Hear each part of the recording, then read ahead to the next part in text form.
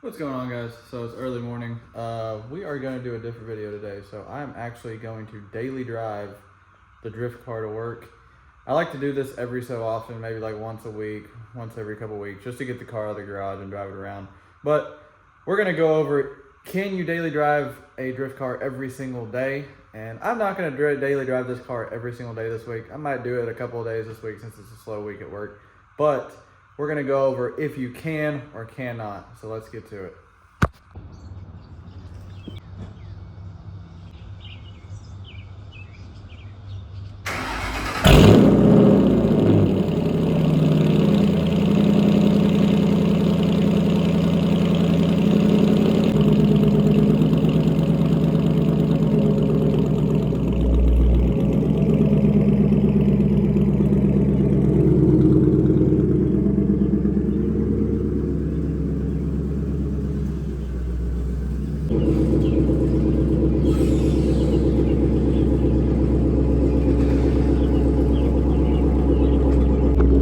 Alright guys, so that was a little cold start for y'all. The car's still going right now. I'm gonna get all my stuff ready and then we'll jump in the car and then we'll kind of just see how it is just driving it, to be honest. I haven't driven it probably in like 2 or 3 weeks now. So let's just go over the obvious. So car is an easy car to daily drive. It's a 2005 Mustang. It was meant to be daily driven. It's a manual. That's like about the only thing that's, I like daily driving it just because it's a manual, but the only thing that sucks about daily driving this car is the bucket seats. So having the bucket seats, they go, this one, my driver's seat does adjust, but I can't adjust it lumbar support or, you know, backrest or anything. So I can't really adjust that. So it's just sliding into it and it's a bucket seat. So it can be hard to get inside the car. But obviously the car itself is easy to daily drive. I'm not gonna be able to record while I'm driving, but I'll just kind of jump in and out of this video. So as far as functionalities go for a drift car, this car is about as daily as it gets, other than the angle kit and the coilovers, you know, obviously being loud and being manual. But it has AC still. The AC is kind of weird, but I recharge it, it's working again. The heat works, everything pretty much works, speedometer, everything works. So like I can pretty much daily drive it whenever I want to. It just makes it hard with the angle kit, the excessive camber, the coilovers, all that stuff. And then, you know, the rack has been making this weird whining sound every time I turn. It's not the power steering pump, it's actually the rack. It's like kind of creaking and stuff. But as far as like a daily driver car goes, it's a really good daily driver. This was my daily driver. So ultimately, when I bought this car, I daily drove it. This was my only car. I didn't have any other cars. I didn't have 3 other cars. I bought this car to daily drive it. So again, it's a good daily driver. There's nothing wrong with it. I just have a good daily driver right now at the moment. Now, it does make me think to drive this car a little bit more. So this car is more fun to drive because I can choose when I want to drive it. So that's what makes it fun, is you don't have to necessarily drive it every single day. So having a drift car as a daily, it's not a bad idea, but again, it's not a good idea. I ultimately, at the end of the day, I would rather have something that I could daily and have the drift car just in case it does break, something happens. It's not your only means of transportation.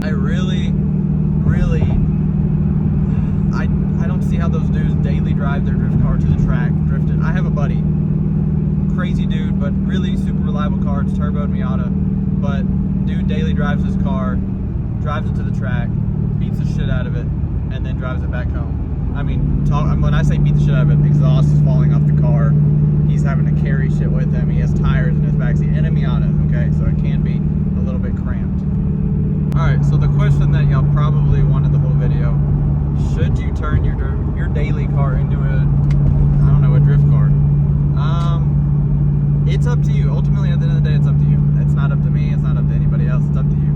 So like, if you have a commute of 30 minutes or more, I would just leave your daily as is, okay? Unless you just have a really super reliable like S550, like a new Mustang or a new car, and you want to make it kind of driftable, that makes sense, ultimately makes sense. But if you're gonna put coilovers, you're gonna put angle kit, everything, got the interior, if you commuting to work for less than 5 to 10 minutes, dude, go for it. I have a good friend that lives in a bigger city closer to me. He daily drives his drift car, but he only lives like 5 to 10 minutes from work.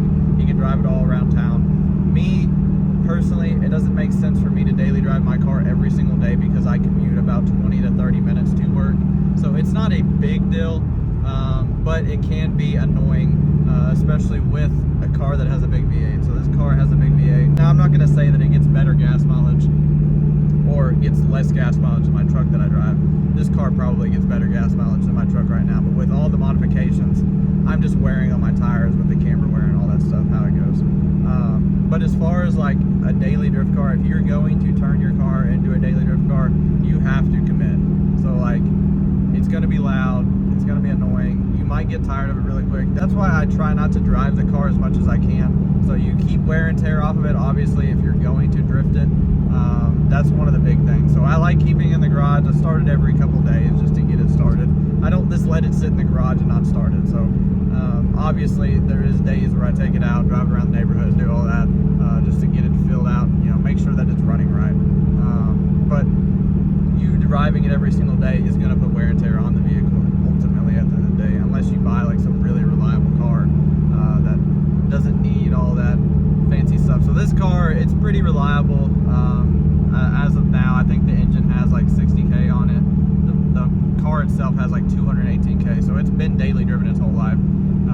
So it's not that it's can't do it. I just don't want to do it anymore because I don't have to. I have 2 other cars that I can drive. I'm at work now, but to kind of break up the question, yes, you can daily drive your car. It's not hard. Obviously, you're daily driving the car before you turn to a drift car, so it's not that big of a deal. But again, like we said, commute. Commute's the big one. If you're driving more than like 15 to 20 minutes, I don't know if I would do it. And then you got to think about traffic.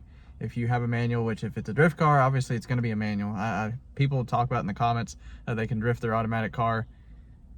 You can't make an automatic car into a drift car. I've seen it on Haggard Garage. It is Haggard. It's how it's pronounced. It's Haggard. It just doesn't work.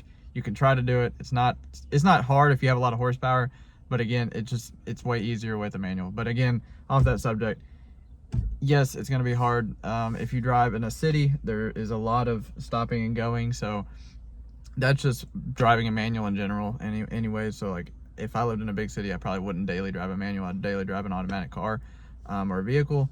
And then again, like stuff that like breaks, wears down. If you have camber wear, you're having to replace tires more. On this car, I run a really big tire setup in the front. They're Acceleras. They're like $150 a piece, so that can be a wear item that I have to worry about. My car does leak a little bit of oil, so I got to worry about that stuff.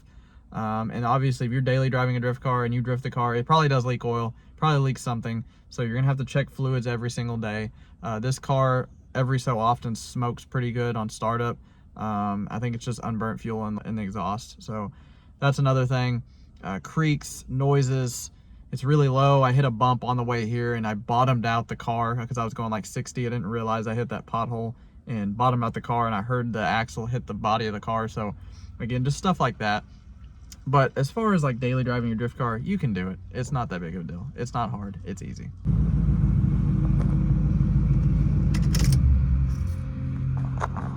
So I think you can daily drive your drift car to work, but it all depends on what your car, or what the shape your car is in, what you're willing to do to your car for it to be daily drivable, and obviously it has to be registered.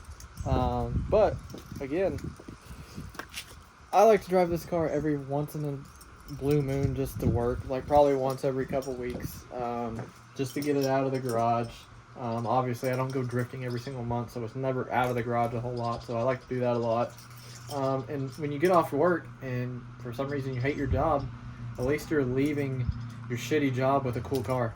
Ultimately at the end of the day, it's your decision. But if y'all enjoyed this video, this was a little bitty video that I tried to make a video every single week. That's gonna be my goal.